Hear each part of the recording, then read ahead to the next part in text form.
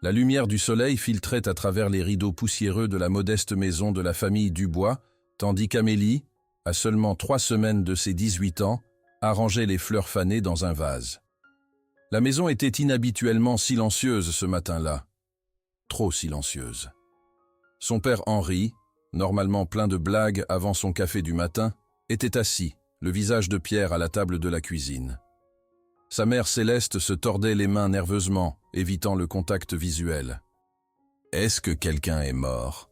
plaisanta Amélie, glissant une mèche de cheveux auburn derrière son oreille. Henri s'éclaircit la gorge. « Assieds-toi, Amélie. » Le sérieux dans sa voix lui fit tomber l'estomac. Elle s'abaissa sur une chaise, les pieds en bois, raclant contre le linoléum usé. « Il y a quelque chose que nous devons te dire, » dit Céleste, sa voix à peine au-dessus d'un murmure. « Quelque chose que nous aurions dû te dire il y a des années. » Henri tendit la main vers celle de sa femme. « Quand tu étais encore un bébé, nous étions terriblement endettés. La banque allait tout prendre, la maison, l'entreprise, tout. » Le cœur d'Amélie battait contre ses côtes. « Qu'est-ce que vous voulez dire ?»« Julien Beaumont nous a offert une sortie, » continua son père, sa voix se brisant. « Il a payé nos dettes, sauvé l'entreprise familiale, a même mis de l'argent de côté pour ton éducation. »« En échange de quoi ?» demanda Amélie, bien que quelque chose au fond d'elle connaissait déjà la réponse. Les yeux de Céleste se remplirent de larmes. « En échange de ta main en mariage quand tu aurais 18 ans. » La pièce semblait basculer sur le côté. Amélie agrippa le bord de la table pour se stabiliser. « Vous m'avez promise à quelqu'un, comme si j'étais une propriété ?»« Nous n'avions pas le choix, ma chérie, » plaida Henri. « Nous étions désespérés. » Amélie bondit sur ses pieds, la chaise basculant vers l'arrière. « Vous aviez le choix! Vous avez choisi de vendre votre fille !»« Ce n'était pas comme ça, » sanglota Céleste. « Alors comment c'était ?» cria Amélie, les larmes coulant sur son visage. « Vous m'avez promise en mariage sans mon consentement, à un homme que je n'ai jamais rencontré. » La sonnette retentit, tranchant à travers la tension comme un couteau. Céleste et Henri échangèrent des regards paniqués. « C'est lui !» chuchota Henri. « Il est là pour discuter des arrangements. Je ne le rencontre pas, » siffla Amélie, reculant vers le couloir. « Je n'accepte pas cette folie. » Mais avant qu'elle puisse fuir, la porte d'entrée s'ouvrit.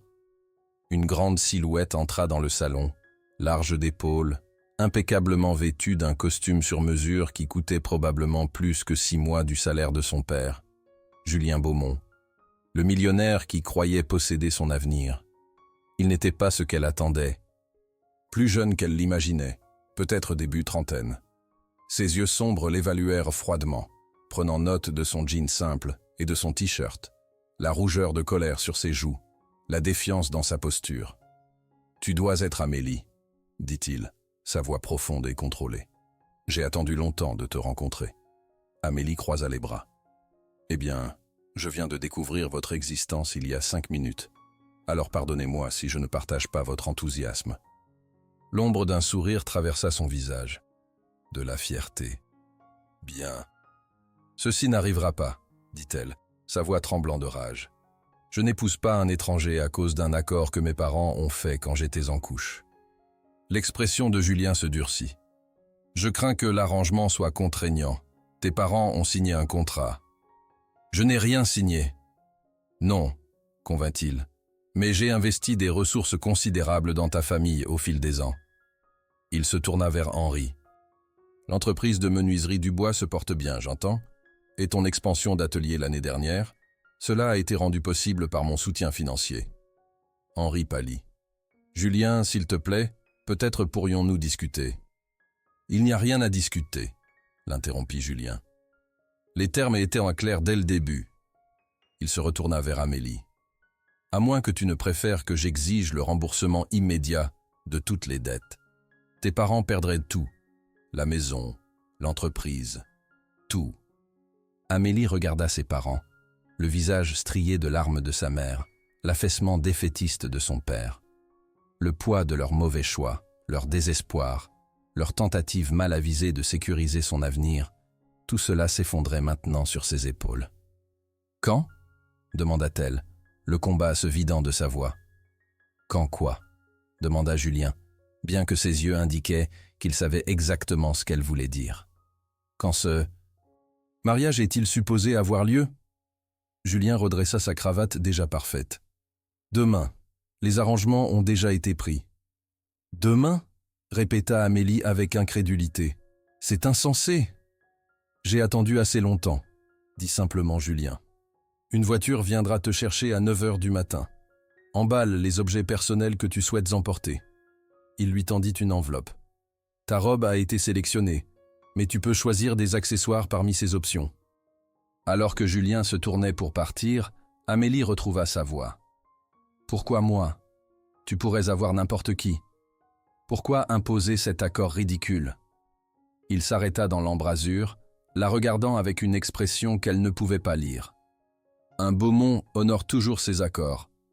Mon père a fait cet arrangement avant de mourir, et j'ai l'intention de le voir jusqu'au bout. » Quelque chose scintilla dans ses yeux. Une ombre d'émotion qui disparut aussi vite qu'elle était apparue. « À demain, Amélie. » La porte se ferma derrière lui avec un claquement silencieux qui sonna comme le dernier tour de clé sur la porte d'une cellule. Amélie regarda l'enveloppe dans ses mains tremblantes, puis ses parents, des étrangers qu'elle ne reconnaissait soudain plus. « Comment avez-vous pu me faire ça ?» chuchota-t-elle. Et alors que la réalité de sa situation lui apparut pleinement, Amélie réalisa que dans moins de 24 heures, elle épouserait un homme qui ne la voyait que comme une transaction commerciale, une promesse à accomplir. La lumière du matin illuminait la chambre d'enfance d'Amélie pour la dernière fois.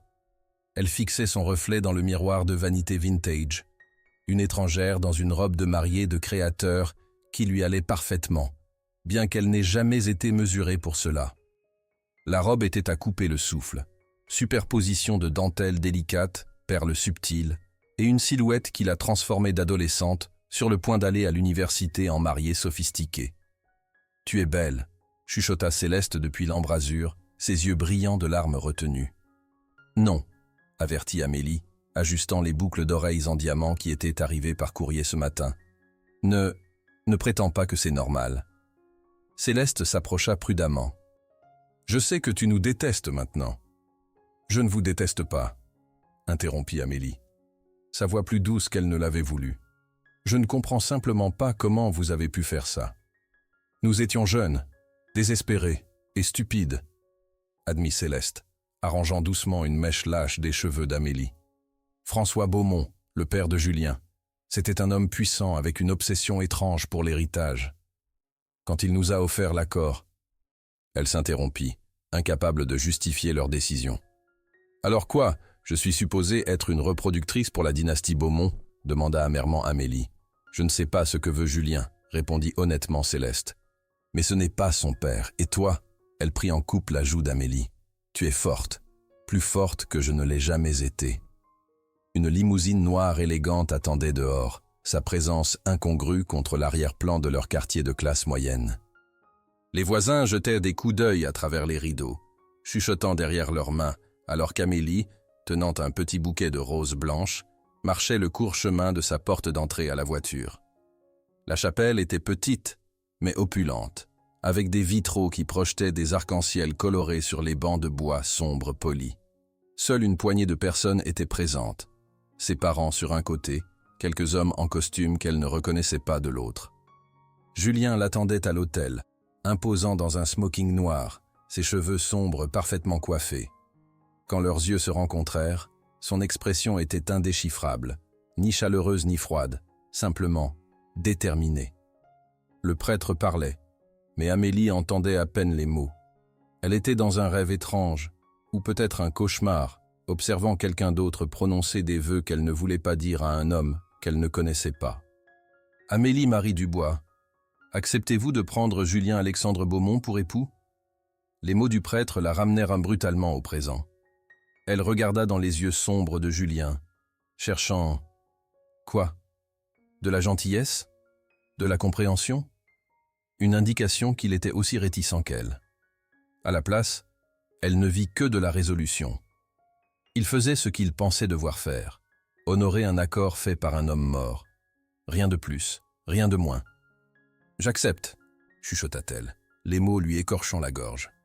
Julien glissa l'alliance à son doigt, un anneau simple mais élégant qui s'ajustait parfaitement, comme s'il avait été fait spécialement pour elle. Ce qui était probablement le cas. « Vous pouvez embrasser la mariée », annonça le prêtre. Julien s'avança, ses mains encadrant doucement son visage. Le baiser fut bref, formel, le scellement d'un contrat plutôt qu'une déclaration d'amour. Et juste comme ça, Amélie Dubois cessa d'exister. Elle était maintenant Amélie Beaumont, épouse d'un étranger, liée par la loi et un arrangement qu'elle n'avait jamais voulu. La réception fut une petite affaire guindée dans un restaurant privé. Amélie sourit et acquiesça quand on le lui demandait, mangea sans goût la nourriture coûteuse, et regardait Julien jouer le rôle du marié attentionné pour leurs quelques invités. « Félicitations !» dit l'un des hommes en costume, serrant la main de Julien. « Votre père aurait été fier de voir l'accord finalisé. »« Merci, monsieur Moreau, » répondit Julien poliment. Papa tenait effectivement beaucoup à cet arrangement. Amélie sentit une vague de nausée. Elle n'était pas une personne dans cette équation. Elle était l'accomplissement d'un souhait d'homme mort. Quand vint le moment de partir, Julien l'escorta à une autre limousine. Le trajet jusqu'à ce qu'elle supposait être sa nouvelle maison se déroula dans un silence tendu. « Tu n'as rien à craindre de moi, » dit finalement Julien, son regard fixé sur la fenêtre. « J'ai honoré l'engagement de mon père en t'épousant. Je n'attends rien de plus de toi que la discrétion et la coopération dans les situations sociales. » Amélie le regarda, surprise. « Tu ne vas pas exiger mes droits conjugaux ?» Il se tourna vers elle, ses yeux sombres indéchiffrables.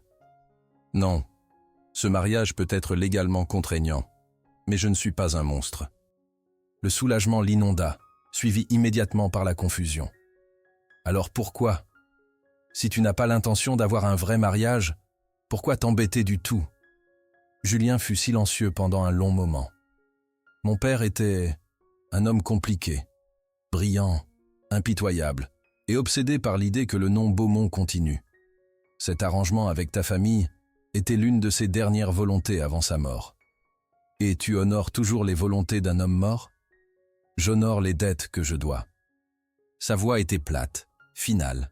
La maison, non, le manoir, se révéla alors qu'il passait les grilles électroniques. Amélie avait vu des endroits comme celui-ci dans les magazines. Architecture française classique, jardins impeccables et assez d'espace pour accueillir toute sa rue d'origine. « C'est ici que nous vivons maintenant ?» demanda-t-elle, s'efforçant de garder l'admiration hors de sa voix. « Oui, tu auras tes propres appartements, naturellement. Madame Rousseau, la gouvernante, te montrera tes chambres et t'expliquera la routine de la maison. » Une femme âgée et élégante les attendait à l'entrée principale. « Bienvenue à la maison, Madame Beaumont, » dit-elle chaleureusement. « Je m'appelle Madame Rousseau. J'ai préparé la suite principale pour vous. »« Merci, » répondit Amélie, se sentant comme une impostrice dans le rôle de maîtresse de maison. « Je serai dans mon bureau si tu as besoin de quelque chose, » dit Julien, se dirigeant déjà vers un couloir différent. Madame Rousseau s'occupera de tout, et il était parti, la laissant seule dans ce palais magnifique mais froid qui était maintenant supposé être sa maison. Les appartements qui lui avaient été attribués étaient plus grands que toute la maison de ses parents. Chambre principale, avec un lit king size, salon privé, bureau, et une salle de bain qui ressemblait à quelque chose d'un spa de luxe. « Vos affaires de votre ancienne maison sont déjà arrivées et rangées, » expliqua Madame Rousseau, ouvrant l'armoire pour révéler les quelques vêtements d'Amélie suspendus de manière pathétique dans l'espace immense. Monsieur Beaumont a également organisé l'ouverture de comptes dans plusieurs boutiques du centre-ville de Lyon, pour votre garde-robe. C'est très généreux, dit Amélie, se sentant submergée. Madame Rousseau lui sourit gentiment. Puis-je vous suggérer de vous reposer? Cela a dû être une journée émotionnelle. Émotionnel était un euphémisme. Épuisée, Amélie acquiesça et se retrouva seule pour la première fois depuis l'annonce de ses parents la veille. Elle s'assit sur le bord de l'immense lit, encore dans sa robe de mariée, et permit finalement aux larmes qu'elle avait retenues toute la journée de couler. Elle était mariée à un étranger, vivant dans une maison qui ressemblait à un musée, liée à un homme qui remplissait une obligation plutôt que de choisir une épouse. Mais au moins, se rappela-t-elle, il n'attendait rien d'elle sexuellement. C'était quelque chose. Quand elle eut pleuré jusqu'à l'épuisement, Amélie se leva et commença le processus laborieux de sortir de la robe de mariée compliquée. Demain, elle devrait comprendre comment naviguer dans cette nouvelle vie. Ce soir, elle voulait juste survivre à son premier jour en tant que Madame Beaumont. Alors qu'elle suspendait soigneusement la robe, qui coûtait probablement plus que la voiture de sa famille, dans l'armoire, Amélie se fit une promesse silencieuse. Elle jouerait le rôle que les circonstances lui avaient imposé, mais elle ne perdrait pas qui elle était dans le processus. D'une manière ou d'une autre, elle trouverait un moyen de récupérer sa vie. Au cours des semaines suivantes, Amélie établit une routine qui lui permettait d'éviter son nouveau mari autant que possible. Elle prenait le petit déjeuner dans ses appartements, explorait les vastes terrains de la propriété et passait des heures dans la bibliothèque impressionnante de la maison. Julien semblait également préférer maintenir ses distances. Elle l'apercevait occasionnellement en partant pour des réunions d'affaires ou en revenant tard le soir, mais ils échangeaient rarement plus que des politesses de base. C'était un arrangement solitaire, mais tolérable, jusqu'au soir où tout a changé. Amélie était dans la bibliothèque, perdue dans un roman, quand elle entendit un son étrange venant du bureau de Julien de l'autre côté du couloir. Cela ressemblait à quelqu'un en détresse. Malgré sa résolution de maintenir ses distances, elle ne put ignorer la possibilité que quelqu'un ait besoin d'aide. Elle quitta doucement la bibliothèque et s'approcha de la porte entr'ouverte du bureau. Ce qu'elle vit la stoppa net. Julien était effondré dans sa chaise, la tête dans ses mains, les épaules secouées par ce qui était clairement des sanglots. Sur son bureau se trouvait une photo encadrée d'un homme plus âgé qui lui ressemblait fortement. Son père, supposa-t-elle. « Papa, je ne sais pas si je fais le bon choix », l'entendit-elle murmurer. « Elle me déteste et je ne peux pas la blâmer. Mais j'ai promis que j'honorerai tes dernières volontés. » Le cœur d'Amélie se serra de manière inattendue. Cet homme qu'elle avait vu comme un ravisseur impitoyable était brisé. Aux prises avec des obligations qu'il ne voulait pas plus qu'elle. Elle aurait dû partir, lui laisser son intimité. Au lieu de cela, elle frappa doucement à la porte.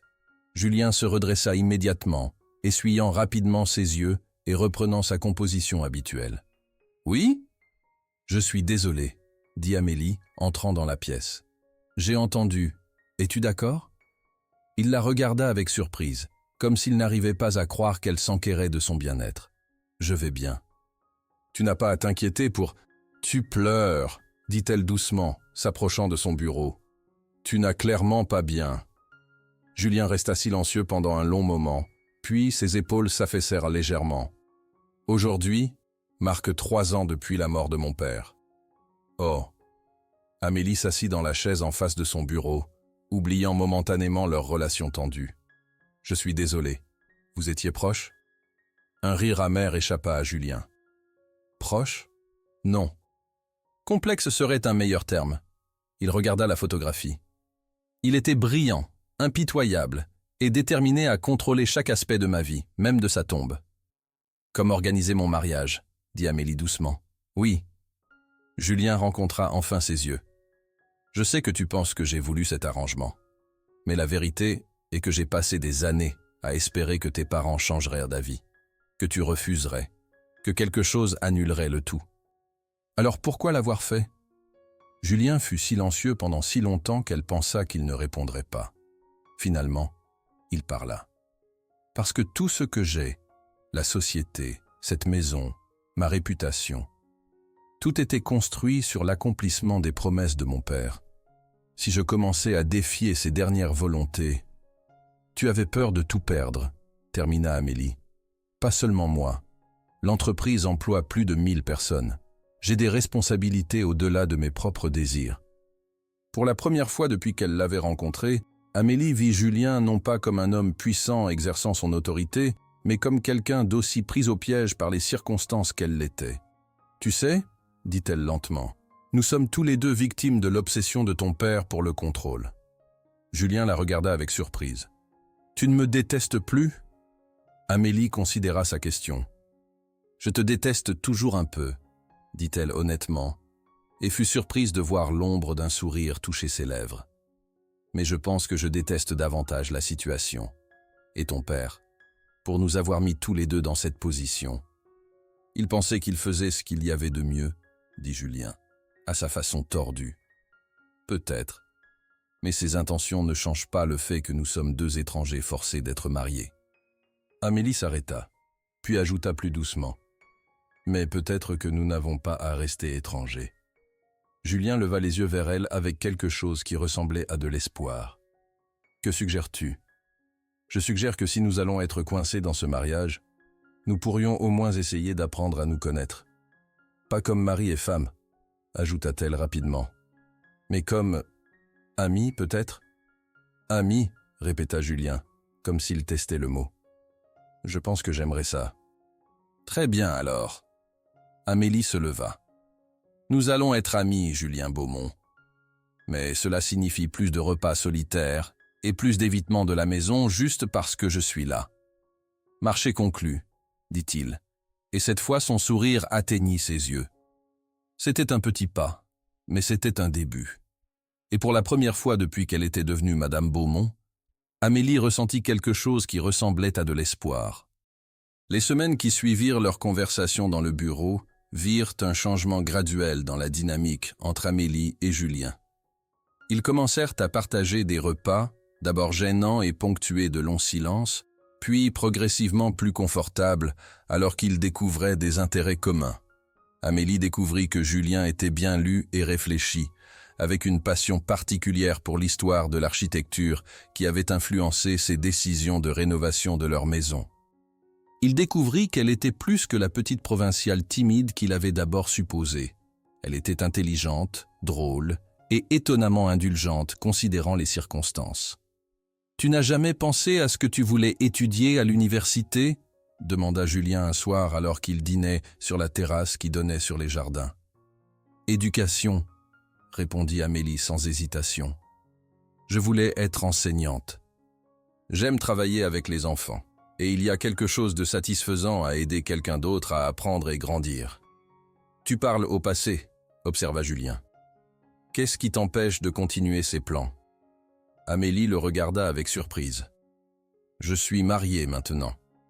Je suppose que je pensais que ton éducation n'avait plus d'importance. » Julien secoua la tête. « Amélie, notre mariage peut être non conventionnel. Mais cela ne signifie pas que tu dois abandonner tes rêves. »« Tu me laisserais aller à l'université » demanda-t-elle, n'arrivant pas à croire qu'elle avait bien entendu. « Je ne te laisserai rien, » dit-il doucement. « Tu n'es pas une prisonnière ici, même si je sais que cela peut parfois sembler ainsi. Si tu veux poursuivre tes études, nous pouvons faire en sorte que cela fonctionne. » Pour la première fois depuis des semaines, Amélie se sentit comme elle-même, pas seulement Madame Beaumont, mais Amélie Dubois qui avait des rêves et des ambitions. « Cela voudrait dire beaucoup pour moi, » dit-elle sincèrement. « Alors considère que c'est fait. » Julien leva son verre de vin. « Au nouveau commencement. » Amélie leva le sien en réponse. « Au nouveau commencement. » À mesure que l'automne se transformait en hiver, leur amitié se développait. Julien s'avéra être un compagnon engageant et attentionné, et Amélie découvrit qu'elle attendait avec impatience leur conversation du soir.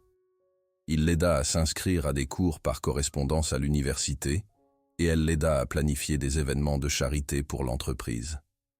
Mais ce fut une nuit de tempête de neige en décembre que quelque chose changea fondamentalement entre eux.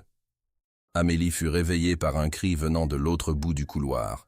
Elle bondit de son lit et courut vers le bruit, qui venait clairement des appartements de Julien.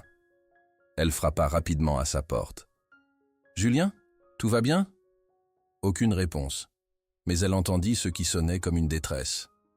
Prenant une décision rapide, elle tourna la poignée et découvrit qu'elle n'était pas verrouillée. Julien était dans son lit, clairement dans l'emprise d'un cauchemar. Il se débattait contre les draps, murmurant quelque chose d'incohérent. « Julien, » dit-elle doucement, s'approchant du lit. « Julien, réveille-toi. » Quand la toucher l'épaule ne fonctionna pas, elle l'appela plus fort. « Julien !» Ses yeux s'ouvrirent soudainement, sauvages et désorientés. Il s'assit abruptement, le souffle court. « Hé, Ça va, dit Amélie doucement, s'asseyant sur le bord du lit sans réfléchir. Tu faisais un cauchemar. Julien la regarda, toujours confus. Amélie? Qu'est-ce que tu... Pourquoi es-tu... Tu criais. Je me suis inquiété. Elle atteignit instinctivement sa main, qui tremblait légèrement. Tu veux en parler? Il regarda leurs mains jointes, puis son visage. Quelque chose dans ses yeux changea, une vulnérabilité qu'elle n'avait jamais vue auparavant. C'était mon père, dit-il finalement, dans le rêve. Il me criait dessus parce que j'avais laissé les gens compter sur moi et que je les avais déçus. Julien, dit Amélie doucement, tu ne déçois personne. Tu es un bonhomme pris dans une situation difficile. Il secoua la tête. Tu ne comprends pas. J'ai tout construit, ma vie entière, autour d'être celui sur qui les gens peuvent compter. Si je ne peux pas même honorer les dernières volontés de mon propre père. Les dernières volontés de ton père étaient cruelles, dit Amélie fermement. Il nous a utilisés tous les deux pour son propre, je ne sais même pas quoi. Pouvoir? Contrôle? Julien la regarda, et dans la lumière tamisée de sa chambre, elle put voir la douleur qu'il portait. « Tu sais ce que je pense ?» dit-elle, gardant sa main dans la sienne. « Je pense que tu es un homme bon qui essaie de faire le bien dans une situation que personne ne devrait avoir à gérer. Et je pense que ton père aurait dû te laisser choisir ta propre vie. Même si cela signifie ne jamais te rencontrer ?» demanda-t-il doucement. La question la surprit. « Tu es content de m'avoir rencontré ?»« Malgré tout, oui, » dit-il, ses yeux ne quittant jamais les siens. « Ces derniers mois, apprendre à te connaître. C'est la première fois en années que je me sens moins seul. » Le cœur d'Amélie fit quelque chose d'étrange dans sa poitrine. « Moi aussi, » admit-elle. Ils restèrent assis là, mains jointes, se regardant dans les yeux dans la pénombre. Et quelque part dans ce moment, quelque chose changea entre eux, quelque chose qui était plus profond que l'amitié, plus chaud que la simple camaraderie. « Amélie, » chuchota Julien. « Oui, merci, pour être ici, pour me donner une chance. »« Merci de m'en donner une aussi, » répondit-elle. Il porta leurs mains jointes à ses lèvres et déposa le plus doux des baisers sur ses jointures. « Bonne nuit, mon ami. »« Bonne nuit, Julien. » Alors qu'Amélie retournait dans ses propres appartements, elle ne pouvait pas nier ce qu'elle commençait à ressentir pour son mari. Ce qui avait commencé comme un arrangement forcé évoluait lentement en quelque chose de réel. Et malgré toutes les circonstances étranges qui les avaient réunis, elle commençait à se demander si ce n'était pas exactement là qu'elle était supposée être. Le changement dans leur relation après cette nuit fut subtil, mais indéniable. Où ils avaient été prudents l'un avec l'autre, maintenant il y avait une facilité, une intimité qui grandissait de jour en jour. Julien commença à lui montrer plus de l'entreprise, l'emmenant dans ses bureaux et l'incluant dans les discussions sur les projets philanthropiques. Amélie découvrit qu'il était passionné par les énergies durables et dédiait une part importante des profits de l'entreprise à l'aide aux communautés défavorisées. « Tu n'es pas exactement le millionnaire impitoyable que j'imaginais », plaisanta-t-elle un jour alors qu'il visitait un centre communautaire que l'entreprise Beaumont avait aidé à financer. « Désolé de te décevoir, » répondit-il avec un sourire. « Je sais que les méchants riches font de meilleures histoires. »« Oh, tu es toujours riche et parfois ennuyant, » le taquina-t-elle. « Tu laisses juste ton côté décent transparaître plus qu'avant. » Ces échanges pleins d'esprit étaient devenus naturels entre eux, tout comme la façon dont Julien s'assurait qu'elle avait tout ce dont elle avait besoin pour ses études, ou la façon dont Amélie s'était mise à l'attendre pour le dîner même les soirs où il travaillait tard. C'était lors d'une de ces soirées tardives en février qu'Amélie réalisa à quel point ses sentiments avaient changé. Elle était dans la bibliothèque, étudiant pour un examen, quand elle entendit la voiture de Julien dans l'allée. Sans y penser, elle vérifiait l'heure, 21h30, plus tard que d'habitude, et ressentit une pointe d'inquiétude. Quand il apparut dans l'embrasure de la bibliothèque quelques minutes plus tard, l'air fatigué et stressé, son premier instinct fut de prendre soin de lui. « Longue journée ?» demanda-t-elle, fermant son livre et se levant pour aller vers lui. « La plus longue » dit-il, desserrant sa cravate. Problème avec l'un de nos fournisseurs de panneaux solaires en Allemagne. J'ai passé 6 heures en appel avec Berlin. Sans réfléchir, Amélie atteignit ses épaules et commença à masser les muscles tendus de son cou. « Tu as mangé ?» Julien se raidit brièvement à son toucher, puis se détendit sous ses mains. « Non, je n'ai pas eu le temps. »« Viens, » dit-elle, prenant sa main. « Je vais te préparer quelque chose. » Dans la cuisine, elle prépara rapidement un sandwich et du thé pendant que Julien s'asseyait au comptoir, la regardant se déplacer dans l'espace. Il y avait quelque chose de domestique dans la scène, quelque chose qui ressemblait à un vrai mariage. « Tu n'as pas à prendre soin de moi, » dit-il doucement alors qu'elle posait l'assiette devant lui. « Je sais que je n'en ai pas besoin, » répondit Amélie. « Je le veux. » Leurs yeux se rencontrèrent, et dans cet échange, ils reconnurent tous les deux la vérité qu'aucun n'était encore prêt à dire à voix haute. Ce qui existait entre eux n'était plus seulement de l'amitié. « Amélie, » commença Julien, mais elle secoua la tête. « Mange d'abord, » dit-elle. « Nous pouvons parler après. » Mais quand il eut fini, aucun d'eux ne semblait savoir comment aborder ce qui se développait entre eux. À la place, ils retournèrent dans leurs appartements séparés, chacun très conscient que quelque chose avait changé, mais incertain de ce qu'ils devaient faire à ce sujet.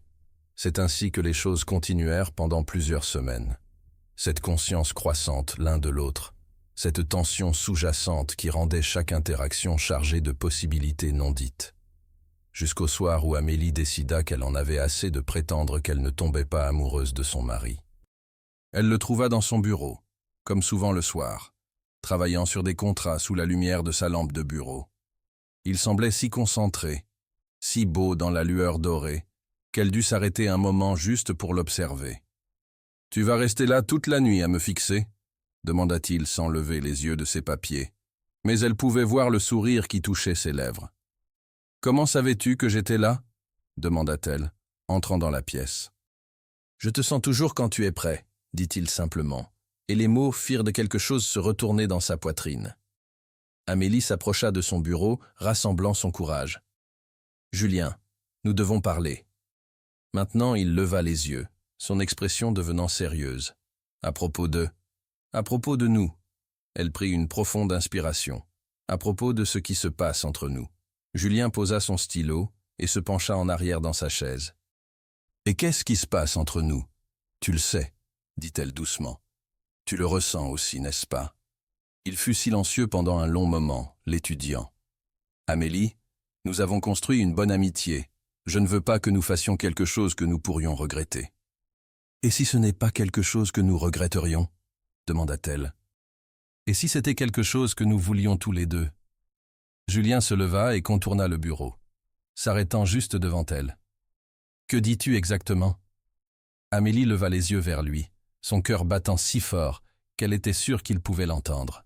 « Je dis que quelque part au cours des derniers mois, j'ai cessé de te voir comme l'homme qui a ruiné ma vie et j'ai commencé à te voir comme l'homme de qui je pourrais tomber amoureuse. » L'aveu resta suspendu entre eux comme un pont qu'ils pouvaient traverser ou ignorer. « Amélie, » dit Julien doucement, son visage luttant avec une émotion qu'elle ne pouvait pas tout à fait lire. « Tu ne comprends pas ce que tu dis. »« Si, je comprends, » dit-elle fermement. « Je sais que notre mariage a commencé comme un arrangement, mais cela ne signifie pas qu'il ne peut pas devenir quelque chose de plus, à moins que... » Elle hésita, une crainte soudaine la saisissant. « À moins que tu ne ressentes pas la même chose ?» Au lieu de répondre avec des mots, Julien tendit la main et caressa doucement sa joue. « Je ressens plus que ce que je devrais, » admit-il. « Mais Amélie, nous devons être prudents. Ce qui existe entre nous, cela a commencé dans des circonstances si compliquées. »« Toutes les meilleures histoires d'amour le font, » répondit-elle, se penchant dans son toucher. Il sourit à cela. Un vrai sourire qui transformait tout son visage. « Est-ce que c'est ce que nous sommes, une histoire d'amour ?»« Je pense que nous pourrions l'être, » dit Amélie, « si nous le voulons. » Julien l'étudia pendant un long moment, puis lentement, avec une tendresse qui lui coupa le souffle, il se pencha et pressa ses lèvres contre les siennes. Ce baiser était tout ce que leur baiser de mariage n'avait pas été, doux, vrai, plein de possibilités. Quand ils se séparèrent, le front de Julien reposait contre le sien. « Je ne veux pas que tu aies des regrets, chuchota-t-il. Mon seul regret, dit Amélie, serait de ne pas t'avoir donné cette chance. Et dans ce moment, dans ce baiser, leur mariage arrangé commença sa transformation en quelque chose de choisi, quelque chose de réel, quelque chose d'entier. Les mois qui suivirent furent comme une cour prolongée entre deux personnes apprenant à s'aimer. Julien se révéla être attentionné et patient, ne présumant jamais rien, et permettant toujours à Amélie de dicter le rythme de leur intimité croissante. Leurs appartements séparés devinrent moins importants, alors qu'ils passaient au plus de temps ensemble, partageant des petits déjeuners, travaillant côte à côte le soir, prenant de longues promenades dans les jardins, en discutant de tout et de rien. « Tu sais, » dit Amélie un soir, alors qu'ils étaient assis près du feu dans le salon principal, sa tête reposant sur l'épaule de Julien. « Je pensais que je détesterais cette maison pour toujours, qu'elle représenterait toujours ma liberté volée. »« Et maintenant ?» demanda Julien, ses doigts passant paresseusement dans ses cheveux. « Maintenant elle ressemble à une maison, » dit-elle simplement. Ce furent en ces petits moments, ces aveux calmes de bonheur grandissant, qui transformèrent graduellement leur arrangement en amour. Le changement le plus significatif vint par une soirée chaude de printemps, presque 1 an après leur mariage. Ils venaient de rentrer d'un événement de charité où Amélie avait été remarquée pour ses contributions à l'initiative éducative de l'entreprise. « Tu étais incroyable ce soir », dit Julien alors qu'ils entrèrent dans la maison. « La façon dont tu as parlé du programme de bourse d'études, tu avais tout le monde suspendu à tes lèvres. » Amélie sourit, se sentant radieuse de ses compliments. « C'est plus facile de parler de choses qui me passionnent. »« Et qu'est-ce qui te passionne ?» demanda Julien, s'arrêtant dans le hall pour la regarder vraiment. « L'éducation. Aider les enfants. Cette maison. » Elle s'arrêta, puis ajouta doucement. « Toi. » Quelque chose changea dans les yeux de Julien. « Amélie. »« J'ai quelque chose à te dire, » dit-elle, rassemblant son courage. « Quelque chose que j'aurais dû dire il y a des semaines. » Il attendit, patient comme toujours. « Je t'aime, » dit-elle simplement. « Je ne sais pas exactement quand c'est arrivé, mais c'est arrivé. Je suis amoureuse de toi, Julien. » La joie qui traversa son visage fut comme le soleil sortant des nuages. « Amélie, » dit-il, l'attirant dans ses bras. « Je t'aime aussi. Je t'aime tellement que cela m'effraie parfois. » Cette fois, quand il l'embrassa, c'était avec toute la passion et la promesse de l'amour nouvellement avoué. Et quand ils se séparèrent, essoufflés et heureux, Amélie sut qu'elle était exactement où elle était censée être. « Alors, qu'est-ce que cela fait de nous maintenant ?» demanda-t-elle, ses bras autour de son cou. « Cela fait de nous mari et femme, » dit Julien. « Pour de vrai cette fois. »« Pour de vrai, » convint Amélie, et scella la promesse avec un autre baiser. Cette nuit-là, pour la première fois depuis leur mariage, Amélie ne retourna pas dans ses propres appartements. Et quand ils firent l'amour, c'était avec la tendresse de 2 personnes qui s'étaient retrouvées l'une l'autre contre toute attente, transformant l'obligation en choix, l'arrangement en dévotion. 2 ans après leur mariage, Amélie regardait son reflet dans le même miroir de vanité où elle s'était préparée comme une mariée réticente. Cette fois, cependant, elle se préparait pour renouveler leurs vœux, un événement qu'ils avaient planifié ensemble, avec des personnes qui comptaient vraiment pour eux. « Tu es prête ?» demanda Céline, sa nouvelle meilleure amie et collègue enseignante, en arrangeant le voile simple d'Amélie. « Plus que prête », répondit Amélie, son sourire radieux. « Cette fois, je choisis vraiment. » La cérémonie eut lieu dans les jardins de leur maison, avec seulement leur famille et leurs amis les plus proches présents. Ses parents étaient là, leur relation guérie par le temps et la compréhension. Les associés de Julien et plusieurs des enfants qu'Amélie enseignait maintenant dans l'école qu'ils avaient ouverte ensemble. Mais le plus beau de tout fut l'ajout à leur famille. Louis, leur fils de 6 mois, qui dormait paisiblement dans les bras de Madame Rousseau, pendant que ses parents se promettaient à nouveau l'un l'autre. « Amélie, » dit Julien, ses propres vœux écrits sur une carte qu'il tenait d'une main ferme. « Quand nous nous sommes mariés la première fois, c'était par obligation. Aujourd'hui, je choisis de t'épouser par amour. Tu as transformé une transaction en partenariat, un arrangement en aventure, une maison en foyer. Amélie essuya une larme de bonheur avant de réciter ses propres vœux. Julien, tu m'as appris que parfois les détours les plus inattendus de la vie mènent aux destinations les plus belles. Tu as pris une fille effrayée et l'as aidée à devenir une femme confiante. Tu as pris un mariage sans amour et l'as rempli avec plus d'affection que je n'aurais jamais pu imaginer. Quand ils s'embrassèrent cette fois, c'était sous les applaudissements de personnes qui les aimaient vraiment, scellant des promesses qu'ils avaient choisi de faire. Plus tard, alors qu'ils dansaient leur première danse en tant que couple vraiment marié, Julien chuchota dans son oreille. « Aucun regret ?» Amélie sourit contre son épaule.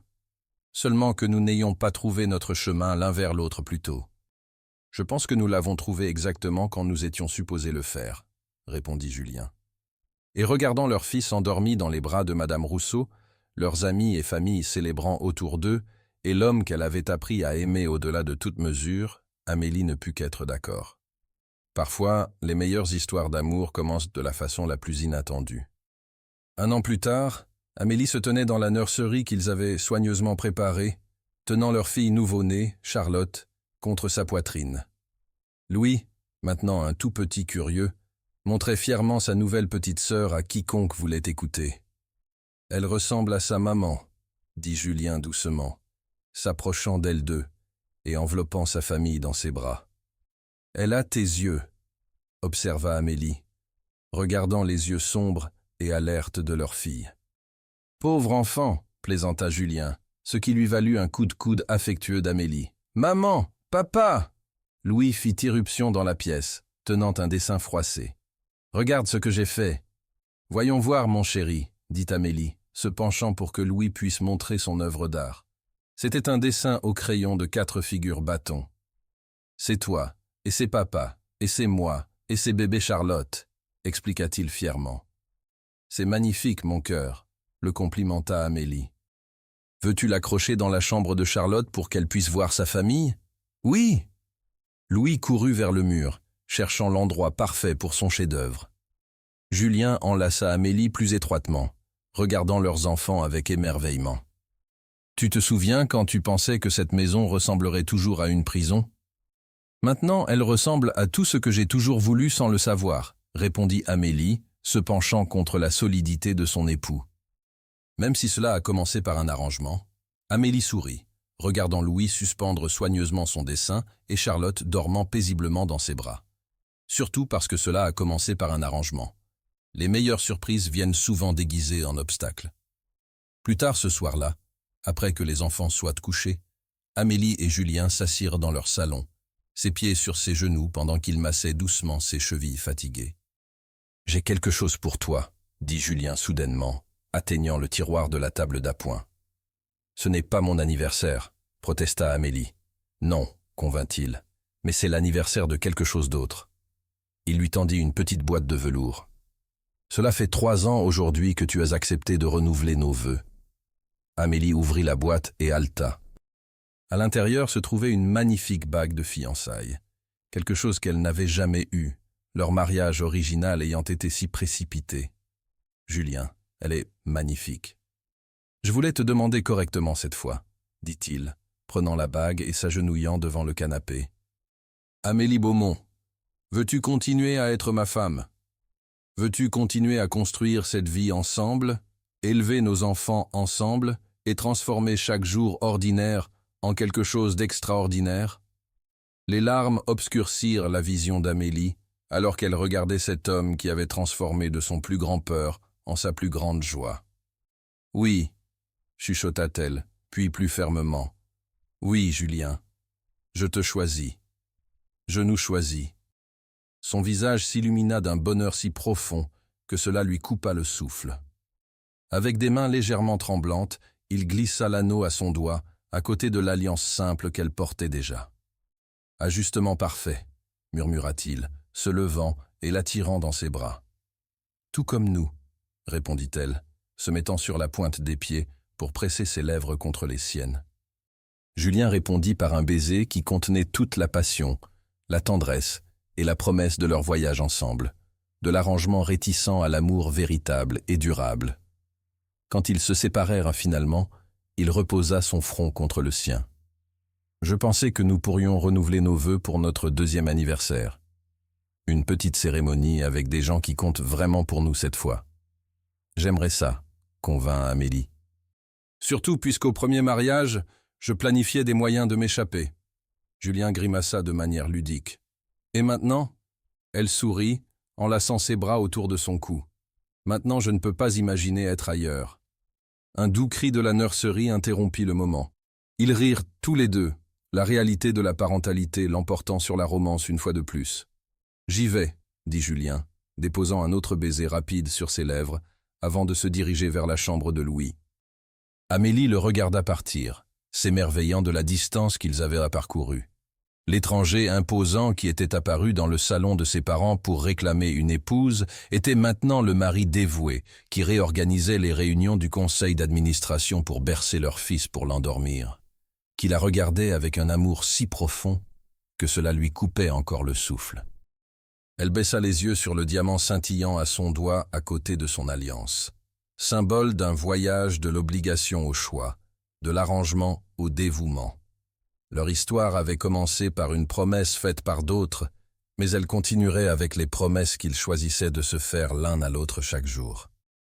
Alors qu'elle rejoignait Julien dans la nurserie, le trouvant en train de chanter doucement Louis pour qu'il se rendorme, Amélie sut avec une certitude absolue que parfois les détours inattendus de la vie menaient à des destinations plus belles que toutes celles qu'elle aurait pu planifier. Julien leva les yeux quand elle entra, son sourire la réchauffant de l'intérieur.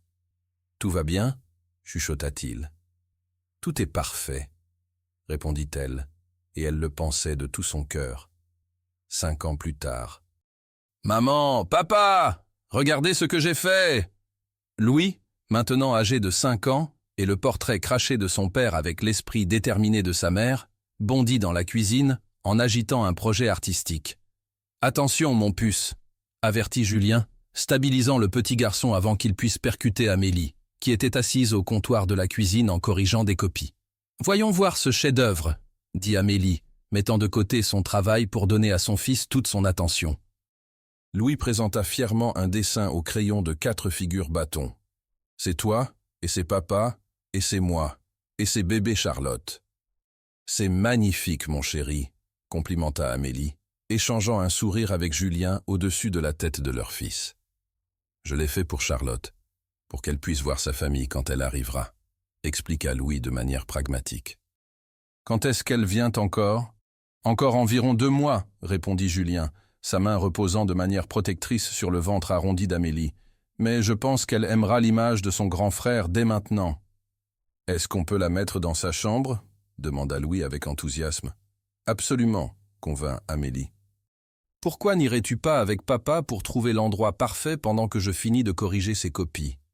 Alors que Julien et Louis montaient à l'étage, leur discussion animée sur l'emplacement optimal du dessin s'estompant alors qu'ils partaient, Amélie reposa sa main sur son ventre, sentant les doux mouvements de leur fille sous sa paume. Les 5 dernières années avaient apporté plus de joie qu'elle n'aurait pu imaginer ce jour fatidique où ses parents avaient révélé l'arrangement qui changerait sa vie à jamais.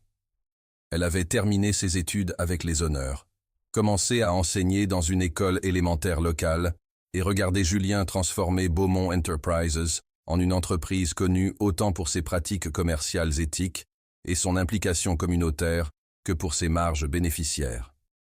Ils avaient renouvelé leurs vœux comme prévu, dans une cérémonie simple dans le jardin avec Céline comme demoiselle d'honneur et Louis, à peine en train de faire ses premiers pas, comme porteur d'alliance. Le contraste entre cette journée de célébration authentique et leur premier mariage n'aurait pas pu être plus marqué. L'un une transaction commerciale, l'autre une histoire d'amour bouclée. Julien revint dans la cuisine seul, venant se tenir derrière sa chaise et enveloppant ses bras autour de ses épaules.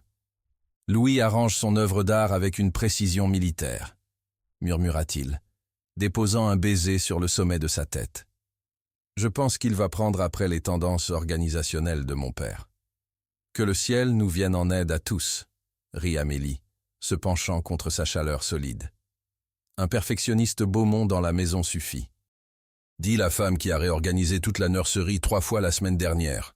la taquina-t-il. Elle inclina sa tête pour le regarder. C'était de l'instinct de nidification, pas du perfectionnisme. Il sourit contre ses cheveux. Continue à te dire ça. Les taquineries faciles entre eux, l'affection confortable, l'étonnaient encore parfois. Comment ils avaient évolué d'adversaires en partenaires, d'étrangers en âmes sœurs. Les mains de Julien bougèrent vers ses épaules, pétrissant doucement la tension. Tes parents ont appelé plus tôt. Ils ont hâte de leur visite ce week-end.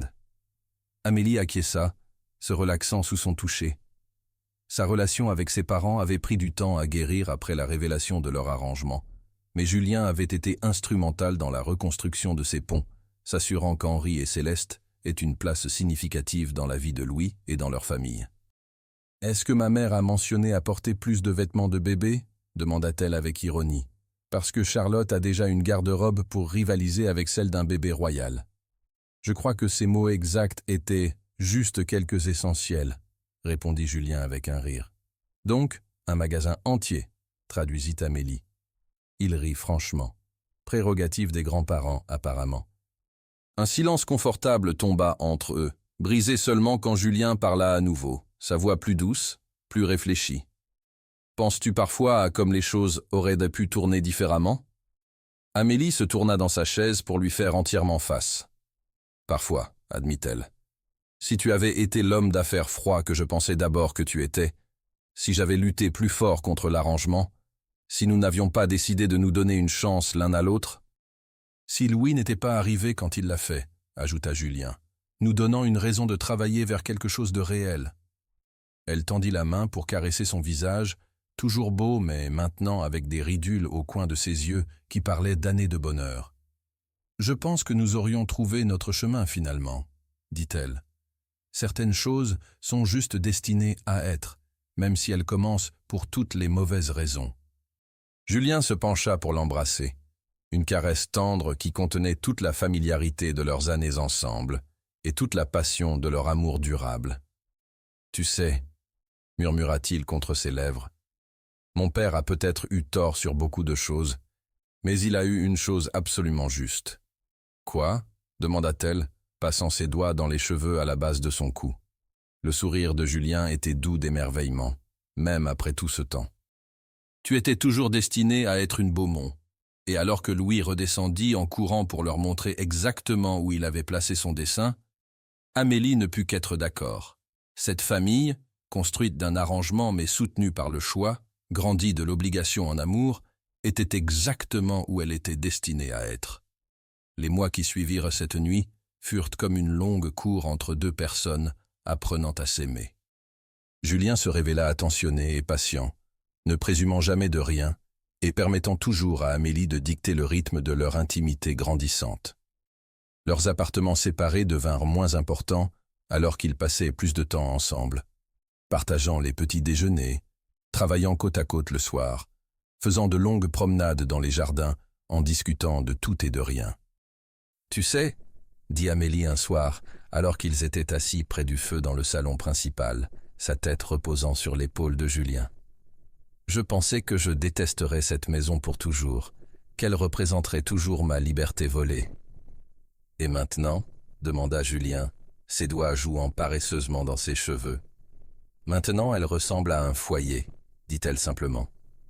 Ce furent ces petits moments, ces aveux tranquilles de bonheur grandissant, qui transformèrent graduellement leur arrangement en amour. Le changement le plus significatif arriva un soir chaud de printemps, presque 1 an après leur mariage. Ils venaient de rentrer d'un événement caritatif où Amélie avait été remarquée pour ses contributions à l'initiative éducative de l'entreprise. « Tu étais incroyable ce soir », dit Julien, alors qu'ils entraient dans la maison. « La façon dont tu as parlé du programme de bourse, tu tenais tout le monde en haleine. » Amélie sourit, rayonnante de ses compliments. « C'est plus facile de parler de choses qui me passionnent. »« Et qu'est-ce qui te passionne ?» demanda Julien, s'arrêtant dans le hall pour vraiment la regarder. « L'éducation, aider les enfants, cette maison. » Elle fit une pause, puis ajouta doucement. « Toi. » Quelque chose changea dans les yeux de Julien. « Amélie, j'ai quelque chose à te dire, » dit-elle, rassemblant son courage. « Quelque chose que j'aurais dû dire il y a des semaines. Il attendit, patient comme toujours. « Je t'aime », dit-elle simplement. « Je ne sais pas exactement quand c'est arrivé, mais c'est arrivé. Je suis amoureuse de toi, Julien. » La joie qui illumina son visage fut comme le soleil perçant les nuages. « Amélie, » dit-il, l'attirant dans ses bras, « je t'aime aussi. Je t'aime tellement que parfois, cela m'effraie. » Cette fois, quand il l'embrassa, c'était avec toute la passion et la promesse de l'amour nouvellement avoué. Et quand ils se séparèrent, essoufflés et heureux, Amélie sut qu'elle était exactement où elle était censée être. « Alors qu'est-ce que cela fait de nous maintenant ?» demanda-t-elle, ses bras autour de son cou. « Cela fait de nous mari et femme, » dit Julien. « Pour de vrai cette fois. »« Pour de vrai, » convint Amélie, et elle scella la promesse avec un autre baiser. Cette nuit-là, pour la première fois depuis leur mariage, Amélie ne retourna pas dans ses propres appartements. Et quand ils firent l'amour, c'était avec la tendresse de deux personnes qui s'étaient trouvées l'une l'autre contre toute attente, transformant l'obligation en choix, l'arrangement en dévotion. 1 an plus tard, Amélie se tenait dans la nursery qu'ils avaient soigneusement préparée, tenant leur nouveau-né, Louis, contre sa poitrine. Le petit garçon était parfait, de petits doigts qui s'accrochaient instinctivement aux siens, des yeux sombres qui ressemblaient déjà à ceux de son père. « Il te ressemble, » dit Julien doucement, s'approchant pour envelopper sa femme et son fils dans ses bras. « Il a tes yeux » observa Amélie, regardant vers leur petit miracle. « Pauvre gosse » plaisanta Julien, ce qui lui valut un coup de coude affectueux d'Amélie. Louis était arrivé par surprise. Il n'avait même pas encore discuté d'avoir des enfants quand Amélie découvrit qu'elle était enceinte. Mais dès le moment où elle lui annonça la nouvelle, Julien fut transformé. Il devint encore plus attentionné, plus dévoué, comme si l'idée d'être père avait activé une part de lui qu'il ne savait pas exister. « Je n'arrive pas à croire qu'il est à nous », chuchota Amélie, embrassant le front de Louis. « Moi non plus », convint Julien. « Mais je ne peux pas imaginer notre vie sans lui maintenant. » Et c'était vrai. Louis avait apporté une nouvelle dimension à leur mariage, les solidifiant en famille, d'une façon qu'Amélie n'avait pas anticipée. Regarder Julien avec leur fils, patient, aimant, complètement dévoué, avait cimenté ses sentiments pour lui d'une manière que rien d'autre n'aurait pu. 2 ans après leur mariage, Amélie regardait son reflet dans le même miroir de vanité où elle s'était préparée comme mariée réticente. Cette fois, cependant, elle se préparait à renouveler leurs vœux, un événement qu'ils avaient planifié ensemble, avec des gens qui comptaient vraiment pour eux. « Tu es prête ?» demanda Céline, sa nouvelle meilleure amie et collègue enseignante, en arrangeant le voile simple d'Amélie. « Plus que prête », répondit Amélie, son sourire radieux. « Cette fois, je choisis vraiment. » La cérémonie eut lieu dans les jardins de leur maison, avec seulement leur famille et leurs amis les plus proches présents. Ses parents étaient là, leur relation guérie par le temps et la compréhension. Les associés de Julien et plusieurs des enfants qu'Amélie enseignait maintenant dans l'école qu'ils avaient ouverte ensemble. Mais le plus beau de tout fut l'ajout à leur famille. Louis, maintenant un tout petit de 18 mois, qui était porté par Madame Rousseau et applaudissait avec délice, pendant que ses parents se promettaient à nouveau l'un à l'autre. « Amélie, » dit Julien, ses propres vœux écrits sur une carte qu'il tenait d'une main ferme. « Quand nous nous sommes mariés la première fois, c'était par obligation. Aujourd'hui, je choisis de t'épouser par amour. Tu as transformé une transaction en partenariat, un arrangement en aventure, une maison en foyer. » Amélie essuya une larme de bonheur avant de réciter ses propres vœux. « Julien, tu m'as appris que parfois les détours les plus inattendus de la vie mènent aux destinations les plus belles. Tu as pris une fille effrayée et l'as aidée à devenir une femme confiante. Tu as pris un mariage sans amour et l'as rempli de plus d'affection que je n'aurais jamais pu imaginer. Quand ils s'embrassèrent cette fois, c'était sous les applaudissements de personnes qui les aimaient vraiment, scellant des promesses qu'ils avaient choisi de faire. Plus tard, alors qu'ils dansaient leur première danse en tant que couple vraiment marié, Julien chuchota à son oreille « Aucun regret ?» Amélie sourit contre son épaule. « Seulement que nous n'ayons pas trouvé notre chemin l'un vers l'autre plus tôt. Je pense que nous l'avons trouvé exactement quand nous étions supposés le faire, » répondit Julien. et regardant leur fils qui applaudissait avec délice dans les bras de Madame Rousseau, leurs amis et familles célébrant autour d'eux, et l'homme qu'elle avait appris à aimer au-delà de toute mesure, Amélie ne put qu'être d'accord. Parfois, les meilleures histoires d'amour commencent de la façon la plus inattendue. 3 ans après leur renouvellement de vœux, Amélie était assise dans leur salon, Louis, maintenant un petit garçon énergique de 4 ans, jouant avec ses blocs sur le tapis à ses pieds. Sa main reposait sur son ventre arrondi, où leur deuxième enfant grandissait tranquillement. « Maman, quand est-ce que bébé Charlotte arrive ?» demanda Louis, levant les yeux de sa construction de tours élaborée. « Bientôt, mon chéri, » répondit Amélie. « Encore quelques mois. Je vais lui apprendre à construire, » déclara Louis avec sérieux, « et à lire, et à jouer au football. » Amélie sourit. « Je suis sûr qu'elle aimerait ça. » Julien entra dans la pièce, ayant fini de travailler plus tôt que d'habitude. « Comment vont mes 2, excuse-moi, 3, personnes préférées ?» demanda-t-il, se penchant pour embrasser Amélie avant de s'agenouiller pour serrer Louis dans ses bras. « Papa, regarde ma tour !» Louis indiqua fièrement sa construction. « Impressionnant, mon puce, » dit Julien, « presque aussi grande que toi. » Alors qu'ils s'installaient tous les 3 sur le canapé, Louis entre eux, Amélie ne pouvait s'empêcher de réfléchir sur la distance qu'ils avaient parcourue. De cet arrangement forcé à ceux-ci, une famille aimante, un foyer rempli de rires, un avenir plein de possibilités. « À quoi penses-tu » demanda Julien doucement, remarquant son expression réfléchie. « Juste, à nous, à ce que nous sommes devenus. » Julien prit sa main libre, entremêlant leurs doigts. « Tu le regrettes ?»« Jamais !» dit Amélie avec conviction. « Même si cela a commencé bizarrement, je ne changerai rien. Même pas le début. » Elle considéra sa question. « Non, même pas le début, parce que cela nous a amenés ici. » Plus tard ce soir-là, après avoir couché Louis, Julien surprit Amélie avec un petit paquet. « Qu'est-ce que c'est ?» demanda-t-elle, curieuse. « Ouvre-le, » dit-il, ses yeux brillants d'excitation. À l'intérieur se trouvait une bague de fiançailles, quelque chose qu'elle n'avait jamais eu, leur mariage original ayant été si précipité. « Julien, » haleta-t-elle, « elle est magnifique. »« Je voulais te la demander correctement cette fois, » dit-il, prenant la bague et s'agenouillant devant elle. « Amélie Beaumont, veux-tu continuer à être ma femme? Veux-tu continuer à construire cette vie ensemble, élever nos enfants ensemble, et transformer chaque jour ordinaire en quelque chose d'extraordinaire ?» Des larmes obscurcirent la vision d'Amélie, alors qu'elle regardait cet homme qui avait transformé sa plus grande peur en sa plus grande joie. « Oui, » chuchota-t-elle, puis plus fermement, « oui, Julien, je te choisis, je nous choisis. » Son visage s'illumina d'un bonheur si profond que cela lui coupa le souffle. Avec des mains légèrement tremblantes, il glissa la bague à son doigt, à côté de l'alliance simple qu'elle portait déjà.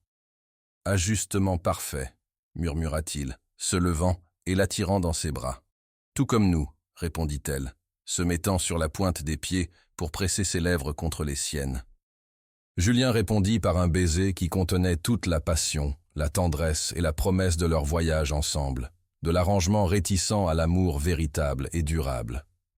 Quand ils se séparèrent finalement, il reposa son front contre le sien. « Je pensais que nous pourrions renouveler nos vœux pour notre 2e anniversaire. Une petite cérémonie avec des gens qui comptent vraiment pour nous cette fois. J'aimerais ça, » convint Amélie. « Surtout puisqu'au premier mariage, je planifiais des moyens de m'échapper. » Julien grimaça de manière ludique. « Et maintenant ?» Elle sourit, enlaçant ses bras autour de son cou. « Maintenant, je ne peux pas imaginer être ailleurs. » Un doux cri de la nurserie interrompit le moment. Ils rirent tous les deux, la réalité de la parentalité l'emportant sur la romance une fois de plus. « J'y vais, » dit Julien, déposant un autre baiser rapide sur ses lèvres, avant de se diriger vers la chambre de Louis. Amélie le regarda partir, s'émerveillant de la distance qu'ils avaient parcourue. L'étranger imposant qui était apparu dans le salon de ses parents pour réclamer une épouse était maintenant le mari dévoué qui réorganisait les réunions du conseil d'administration pour bercer leur fils pour l'endormir, qui la regardait avec un amour si profond que cela lui coupait encore le souffle. Elle baissa les yeux sur le diamant scintillant à son doigt à côté de son alliance. Symbole d'un voyage de l'obligation au choix, de l'arrangement au dévouement. Leur histoire avait commencé par une promesse faite par d'autres, mais elle continuerait avec les promesses qu'ils choisissaient de se faire l'un à l'autre chaque jour. Alors qu'elle rejoignait Julien dans la nurserie, le trouvant en train de chanter doucement Louis pour qu'il se rendorme, Amélie sut avec une certitude absolue que parfois les détours inattendus de la vie menaient à des destinations plus belles que toutes celles qu'elle aurait pu planifier. Julien leva les yeux quand elle entra, son sourire la réchauffant de l'intérieur. « Tout va bien ?» chuchota-t-il. « Tout est parfait », répondit-elle, et elle le pensait de tout son cœur. 5 ans plus tard. « Maman, papa, regardez ce que j'ai fait !»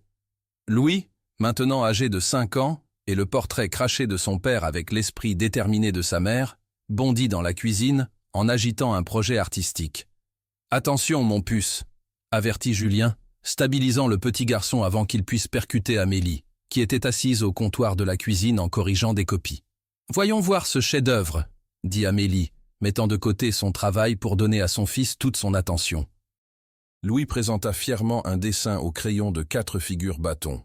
« C'est toi, et c'est papa, et c'est moi, et c'est bébé Charlotte. »« C'est magnifique, mon chéri », complimenta Amélie, échangeant un sourire avec Julien au-dessus de la tête de leur fils. « Je l'ai fait pour Charlotte, pour qu'elle puisse voir sa famille quand elle arrivera, » expliqua Louis de manière pragmatique. « Quand est-ce qu'elle vient encore ?»« Encore environ 2 mois, » répondit Julien, sa main reposant de manière protectrice sur le ventre arrondi d'Amélie. « Mais je pense qu'elle aimera l'image de son grand frère dès maintenant. »« Est-ce qu'on peut la mettre dans sa chambre ?» demanda Louis avec enthousiasme. « Absolument, » convint Amélie. « Pourquoi n'irais-tu pas avec papa pour trouver l'endroit parfait pendant que je finis de corriger ses copies ?»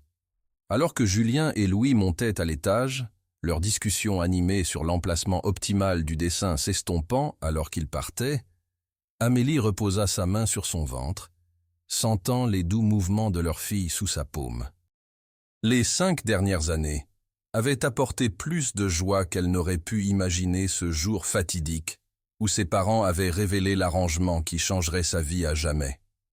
Elle avait terminé ses études avec les honneurs, commencé à enseigner dans une école élémentaire locale et regardé Julien transformer Beaumont Enterprises en une entreprise connue autant pour ses pratiques commerciales éthiques et son implication communautaire que pour ses marges bénéficiaires. Ils avaient renouvelé leurs vœux comme prévu, dans une cérémonie simple dans le jardin avec Céline comme demoiselle d'honneur et Louis, à peine en train de faire ses premiers pas, comme porteur d'alliance. Le contraste entre cette journée de célébration authentique et leur premier mariage n'aurait pas pu être plus marqué. L'un une transaction commerciale, l'autre une histoire d'amour bouclée. Julien revint dans la cuisine seul, venant se tenir derrière sa chaise et enveloppant ses bras autour de ses épaules. « Louis arrange son œuvre d'art avec une précision militaire, » murmura-t-il, déposant un baiser sur le sommet de sa tête. « Je pense qu'il va prendre après les tendances organisationnelles de mon père. »« Que le ciel nous vienne en aide à tous », rit Amélie, se penchant contre sa chaleur solide. « Un perfectionniste Beaumont dans la maison suffit. » « Dis la femme qui a réorganisé toute la nurserie 3 fois la semaine dernière, » la taquina-t-il. Elle inclina sa tête pour le regarder. C'était de l'instinct de nidification, pas du perfectionnisme. « Il sourit contre ses cheveux. « Continue à te dire ça. » Les taquineries faciles entre eux, l'affection confortable, l'étonnaient encore parfois. Comment ils avaient évolué d'adversaires en partenaires, d'étrangers en âmes sœurs. Les mains de Julien bougèrent vers ses épaules, pétrissant doucement la tension. « Tes parents ont appelé plus tôt. Ils ont hâte de leur visite ce week-end. » Amélie acquiesça, se relaxant sous son toucher. Sa relation avec ses parents avait pris du temps à guérir après la révélation de leur arrangement, mais Julien avait été instrumental dans la reconstruction de ces ponts, s'assurant qu'Henri et Céleste aient une place significative dans la vie de Louis et dans leur famille. « Est-ce que ma mère a mentionné apporter plus de vêtements de bébé ?» demanda-t-elle avec ironie. « Parce que Charlotte a déjà une garde-robe pour rivaliser avec celle d'un bébé royal. » Je crois que ses mots exacts étaient « juste quelques essentiels », répondit Julien avec un rire. Donc, un magasin entier, traduisit Amélie. Il rit franchement. Prérogative des grands-parents, apparemment. Un silence confortable tomba entre eux, brisé seulement quand Julien parla à nouveau, sa voix plus douce, plus réfléchie. Penses-tu parfois à comme les choses auraient pu tourner différemment? Amélie se tourna dans sa chaise pour lui faire entièrement face. Parfois, admit-elle. Si tu avais été l'homme d'affaires froid que je pensais d'abord que tu étais, si j'avais lutté plus fort contre l'arrangement, si nous n'avions pas décidé de nous donner une chance l'un à l'autre, si Louis n'était pas arrivé quand il l'a fait, ajouta Julien, nous donnant une raison de travailler vers quelque chose de réel. Elle tendit la main pour caresser son visage, toujours beau mais maintenant avec des ridules au coin de ses yeux qui parlaient d'années de bonheur. Je pense que nous aurions trouvé notre chemin finalement, dit-elle. Certaines choses sont juste destinées à être, même si elles commencent pour toutes les mauvaises raisons. Julien se pencha pour l'embrasser, une caresse tendre qui contenait toute la familiarité de leurs années ensemble et toute la passion de leur amour durable. « Tu sais, » murmura-t-il contre ses lèvres, « mon père a peut-être eu tort sur beaucoup de choses, mais il a eu une chose absolument juste. »« Quoi ?» demanda-t-elle, passant ses doigts dans les cheveux à la base de son cou. Le sourire de Julien était doux d'émerveillement, même après tout ce temps. « Tu étais toujours destiné à être une Beaumont. » Et alors que Louis redescendit en courant pour leur montrer exactement où il avait placé son dessin, Amélie ne put qu'être d'accord.